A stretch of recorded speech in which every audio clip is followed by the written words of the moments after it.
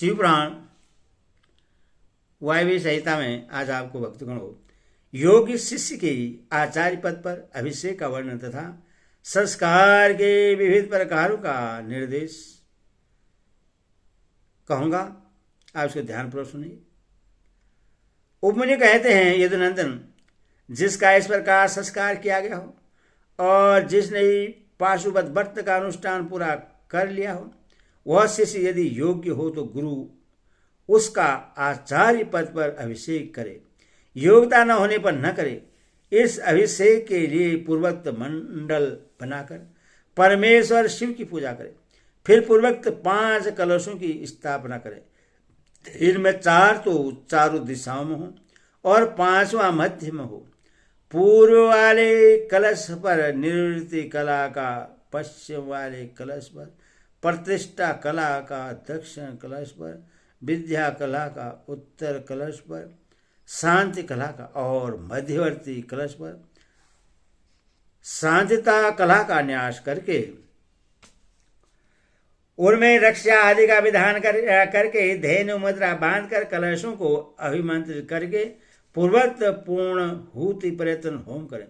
फिर नंगे सिर शिष्य को मंडल में ले जाकर गुरु मंत्रों का तर्पण आदि करें और पूर्ण होती पर्यटन हवन तथा पूजन करके पूर्वक देवेश्वर की आज्ञा ले शिष्य को अभिषेक के लिए ऊंचे आसन पर बैठाएं। पहले सकलीकरण की क्रिया करके पंचकला रूपी शिष्य के शरीर में मंत्र का न्यास करें। फिर उस शिष्य को बांधकर शिव को सौंप दें। तदंतर निर्विघ्न कला आदि से युक्त कलशों को कर्म से उठाकर शिष्य का शिव मंत्र से अभिषेक करें। अंत में मध्यवर्ती कलश के जल से अभिषेक करना चाहिए।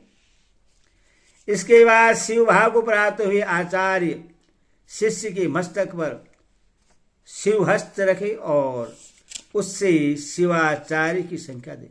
तदनंतर उसको वस्त्राभूषणों से अलंकृत करके शिव मंडल में महादेव जी की आराधना करके 108 आहुति एवं पूर्णाहुति दे।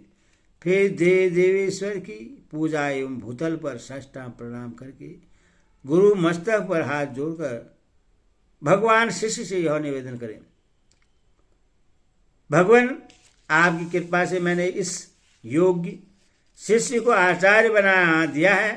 देव अब आप अनुग्रह करके इससे दिव्य आज्ञा प्रदान करें। इस प्रकार का गुरु शिष्य के साथ पुनः शिव को प्रणाम करे और दिव्य शिव शास्त्र का शिव की ही भांति पूजन करें। इसके बाद शिव की आज्ञा लेकर आचार्य अपने उस शिष्य को अपने दोनों हाथों से शिव संबंधी ज्ञान की पुस्तक दे।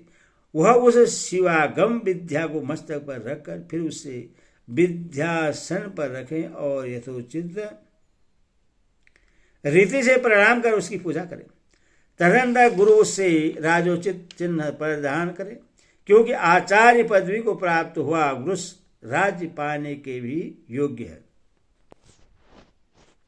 तब गुरु से पूर्वाचार्य द्वारा आचरित शिव शास्त्रोक्त आचार का अनुशासन करें, जिससे सब लोगों में समान होता है। आचार्य पदवी को प्राप्त हुआ पुरुष शिव शास्त्रोक्त लक्षणों के अनुसार यत्न पूर्वक शिष्यों की परीक्षा करके उनका संस्कार करने के अनंतर उन्हें शिव ज्ञान का उपदेश दे। इस प्रकार वह बिना किसी आयास के शौच, समा, दया, ऐश्वर्य, कामना त्याग तथा अनसूया ईर्ष्या त्याग आदि गुणों का यत्न पूर्वक अपने भीतर संग्रह करें। इस तरह उस शिष्य को आदेश देकर मंडल से शिव का कलशों का तथा अग्नि आदि का विसर्जन करके वह सदस्यों का भी पूजन, दक्षिणा आदि से सत्कार करें। अपने गणों से गुरु एक साथ ही सब संस्कार करें। जहाँ 2 या 3 संस्कारों का प्रयोग करना हो वहाँ के लिए विधि का उपदेश किया जाता है। वहाँ आदि में ही अधशुद्धि प्रकरण में कहे अनुसार कलशों की स्थापना करें। अभिषेक के सिवा समाचार, दीक्षा के सब कर्म करके शिव का पूजन और अध्व शोधन करें। अध्व शुद्धि हो जाने पर फिर महादेव जी की पूजा करें। इसके बाद हवन और मंत्र तर्पण करके दीपन कर्म करें और महेश्वरी की आज्ञा ले शिष्य के हाथ में मंत्र संपूर्ण पूर्वक शेष कार्य पूर्ण करें। संपूर्ण मंत्र संस्कार का कर्मशः अनुचित करके गुरु अभिषेक पर्यटन अर्ध शुद्धि का कार्य संपन्न करें। वहां शांतिता आदि कलाओं के लिए जिस विधि का अनुष्ठान किया गया है वह सारा विधान तीन तत्व की शुद्धि के लिए भी कर्तव्य है। शिव तत्व, विद्या तत्व और आत्म तत्व, ये तीनों तत्व कहे गए हैं। शक्ति में पहले शिव का, फिर विद्या का और उसके बाद उसकी आत्मा का आविर्भाव हुआ है। शिव से शांतिता तत्व प्राप्त व्याप्त है, उससे शांति कला धवा, उससे विद्या कला धवा, विद्या से प्रतिष्ठा कला धवा और उससे नृत्य कला धवा व्याप्त है।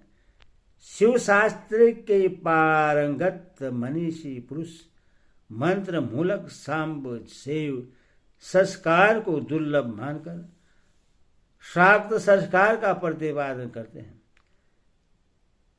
श्री कृष्ण, इस प्रकार मैंने तुमसे संपूर्ण यह चतुर्विध संस्कार कर्म का वर्णन किया और अब और क्या सुनना चाहते हो? ओम नमः शिवाय। ओम नमः शिवाय।